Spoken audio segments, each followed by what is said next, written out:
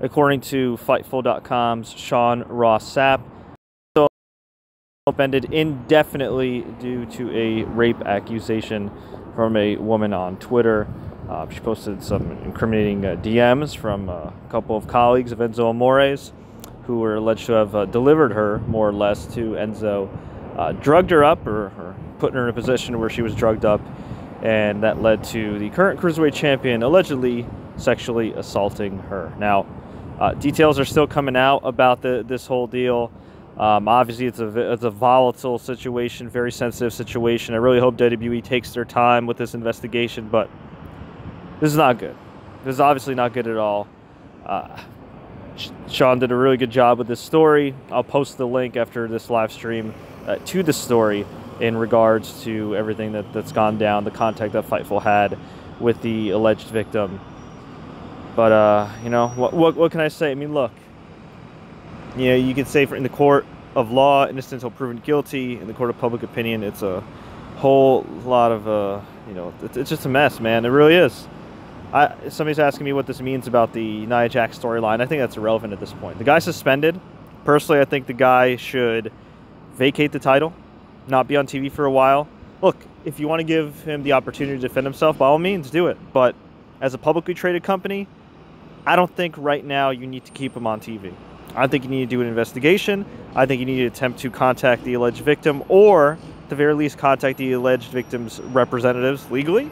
Do whatever you can in terms of legalities. You know, you don't want to overstep your boundaries as WWE. Essentially do a much better job than the NFL typically does with these situations, and then go from there. But what can I say? Not a good look. They should absolutely take it seriously. This is something you never want to read happening to anybody. I know I've seen some tweets about the alleged victims, you know, mental state and all this other stuff. Listen, let's keep it real here. Let's keep it 100 for a second, all right? Whether you suffer from severe mental issues or not, that does not absolve you from being sexually assaulted. Whether you are promiscuous or sexually active, that does not absolve you from being sexually assaulted. Whether you're a WWE superstar or not, that does not absolve you from potentially committing such a heinous act as rape. Okay, so I want everybody to keep an open mind on that. Okay, maybe the girl has some, you know, kind of weird videos on YouTube. Okay, she's apparently done some stuff on Snapchat that's adult rated. Whatever. Honestly,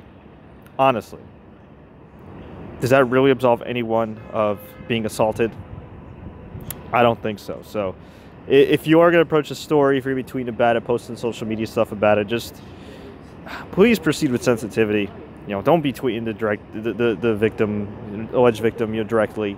Don't be tweeting stuff to Enzo. Just let's see how it plays out, man. But it's not a good look. You know, I'd like to think that a young woman who apparently has gone through all this stuff in her life wouldn't be posting this, wouldn't be putting this out there, unless it was true. Obviously, we'll wait till more of the facts come out. But all I can say is when you read this story on Fightful and you read the tweets and everything, Enzo doesn't look good.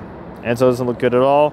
And while his other issues behaviorally, you know, allegedly not tipping a stripper, allegedly cheating on Liv Morgan, allegedly getting kicked out of the locker room, while those pale in comparison to the heinous acts that he's being accused of right now, what can you say? You could at least add it to the ongoing troubling narrative of a guy that should have a very promising wrestling career and instead is now suspended.